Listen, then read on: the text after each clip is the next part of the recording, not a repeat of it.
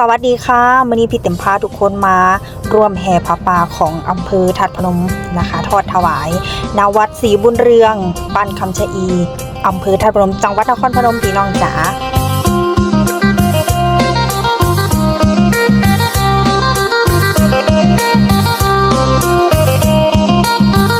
ซึ่งขบวนแห่พระป่าในมื้อนี้เนาะก็ได้มาตั้งอยู่ที่ณโรงเรียนบ้านคำชะอีนะคะซึ่งเป็นโรงเรียนตรงที่พี่เต็มเฮ็ดงานเด้อพี่น้องจ๋าเอาเป็นว่าบ่เว้าหลายใหญ่หังเนาะพี่น้องจ๋าเฮามาร่วมแห่ขบวนพระป่านำกันม่วนๆจ้า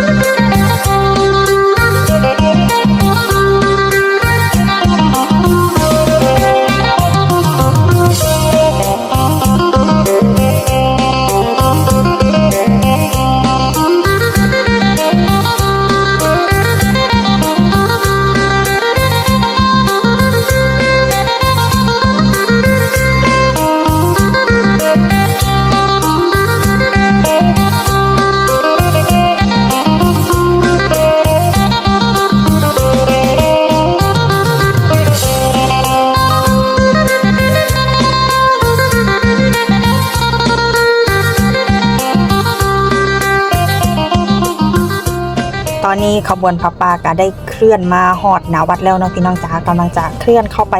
สู่ข้างในวัดศรีบุญเรืองบ้านคำชะอีอำเภอท่าพนมจังหวัดนครพนมจ๋าสังเกตเห็นว่าเนาะบ่ว่าสิเป็น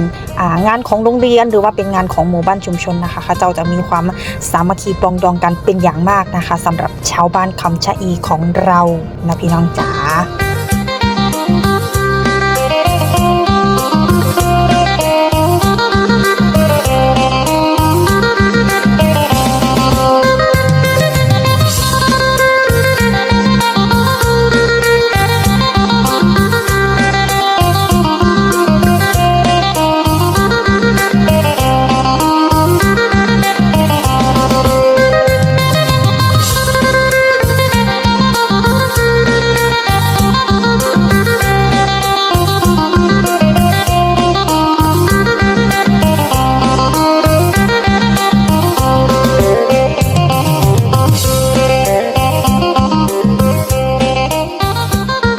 ตอนนี้ขบวนประปาของเฮาเนาะก็ได้เคลื่อนเข้ามาข้างในวัดเป็นที่เรียบร้อยแล้วเนาะพี่น้องจ๋าใครที่ผ่านซุ้มประตูนะคะก็รับน้ำมนต์ก่อนเด้อพี่น้องจ๋าเพื่อเป็นสิริมงคลแก่ตัวเองเนาะพี่น้องจ๋าเป็นสิ่งที่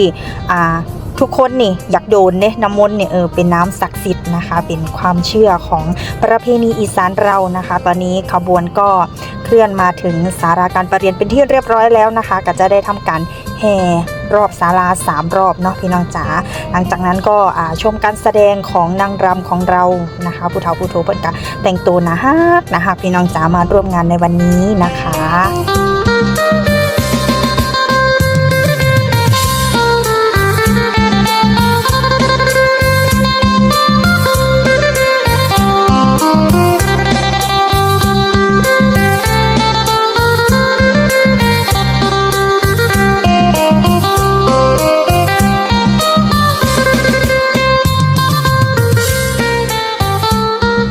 ส่วนนางรำจากกลุ่มแม่บ้านของเรานะคะเพิ่นก็มีความสามัคคีพร้อมเพรียงกันเนาะพี่น้องจ๋าต้องใจรักเด้ถึงจะเฮ็ดได้เนาะพี่น้องจ๋าการรำนี่ฟ้อนกลางแดดพี่น้องจ๋าสู่แดดขนาดพี่เต็มก็ยอมใจซุมเพิ่นเนาะพี่น้องจ๋าในขณะที่ทำการแห่ต้นพระป่าเนาะรอบศาลานะคะเพิ่นก็จะมีการ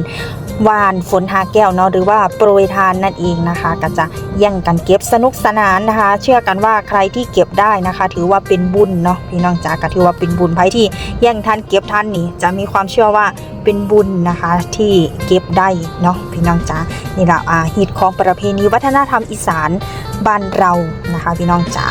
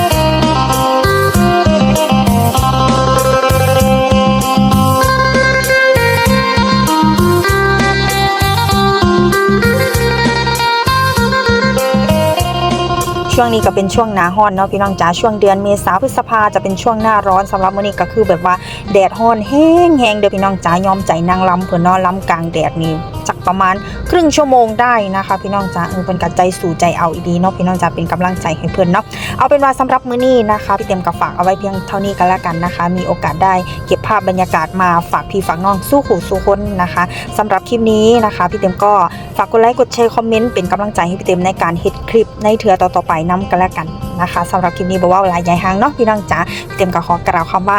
สวัสดีค่ะ